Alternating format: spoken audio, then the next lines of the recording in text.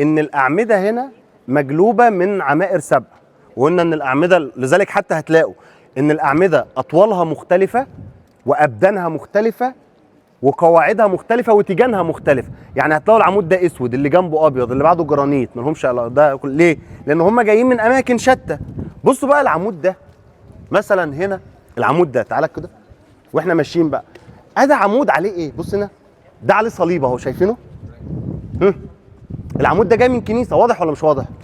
باين الصليب ولا لا؟ فده جاي من كنيسه. في حاجه تانية بقى كمان، هو الصليب اللي فوق ده احفظوا بقى الشكل اللي حواليه، اللي هي الهاله او الفيونكه اللي حواليه دي، شفتوا شكلها؟ بصوا بقى هنا، تعالي انت جايه تقعدوا قدامه تعالي بصوا هنا اهو، بس كشطوه. احنا عايزين دي يبقى ده اتقشط ليه؟ لانه لا تحت، ده في المستوى، انما اللي فوق ما هو يبقى معنى كده ان دي كان جواه ايه؟ متفقين معاه ولا لا؟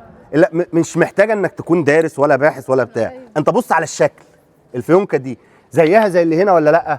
حتى بيسموه ده، بيسموه في انواع كثيره من الصلبان، اكتر من 100 صليب، ده بيسموه صليب الايمان. تعالوا نكمل كده هتلاقوا فيه صلبان تانية.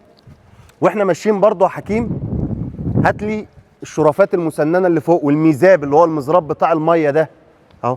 وواضح يا جماعه ان في حجاره، الحجاره القديمه على الشمال والحجاره الجديده اهي، شايفينها؟ ده الترميم بين الحجرين من بعض. ومن هنا تعالى هيبان القبه، احنا قلنا القبه كانت لغايه سنه 35 مش موجوده، لان الجامع لما الاحتلال قعد فيه فقعدوا، يعني القبه دي واتحط عليها يعني ده شاني بقى اخضر اللي هو ملوش اي علاقه خالص بالقديم اللي موجود ده، شايفينه؟ فالقبه بقت على القديم، على القبه الخضراء. في اعمده تانية برضو عليها صلبان، تعالى بص يا حكيم، بص العمود ده باين؟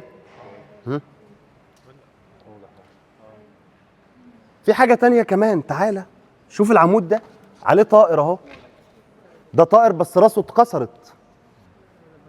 هو احنا متاكدين؟ لان بصوا احنا المعلومه بناخدها من مصدر تاريخي، بس لما يبقى المصدر الاثري انا قدامي، هو بيقول التاريخ بيقول ان هو جابها من الخرائب ومن الضياع ومن الكنايس ومن المعابد، لما يبقى بقى اللي قدامي بيقول لي كده يبقى خلاص كده انا متاكد.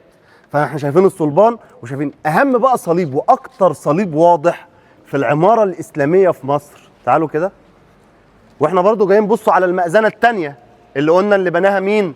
واحد مهندس ايراني من تبريز.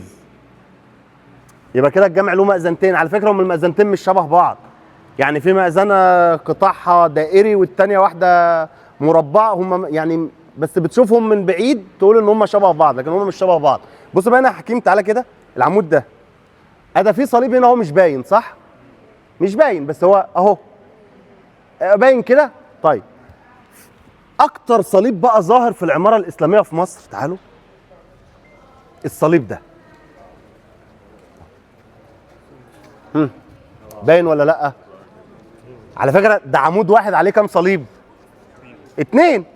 ده صليب من الناحيه دي وصليب من الناحيه دي اهو، واضح؟ يبقى ده جاي من كنيسه ولا لا؟ طيب في حاجه تانية بقى، الاربع اعمده دول شبه بعض صح؟ ده وده، الاعمده دي بقى اللي جديده.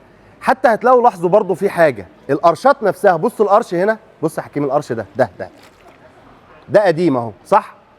ده جديد ولا لا؟ ها؟ يبقى ده باين ان هو جديد صح؟ لكن ده قديم، يبقى اذا ان استبدل بقى لجنه حفظ الاثار العربيه، هتلاقوا حتى العمودين دول شبه بعض، العمود ده شبه العمود ده صح؟ والعمود ده اللي في الاول ده شبه ده، يبقى الاعمده دي، وباين ان العمود نفسه جديد ولا لا؟ باين حتى من الرخام بتاعه. شوفوا ده وشوفوا اللي بعد منه، بصوا بقى الاثر القديم شكله عامل ازاي، لكن ده الجد معمول جديد، لجنه حفظ الاثار العربيه ايه هي اللي عملته بعد كده. وهنا دكه المبلغ اهي، بس وضعها هنا برضو غريب، دي محطوطه في اخر الجامع بس. وهنا ده السلم اللي بيطلع للمأذنه. المبلغ اللي كان بيطلع بيردد الصوت ورا الامام، سمع الله لمن حمده لك ربنا ولك الحمد. ده الاعمده. قبل ما نتكلم بقى ان في نص تأسيسي بره، وفي اهم عمود هنا اللي عليه المزوله. في اي اسئله في الجزء ده؟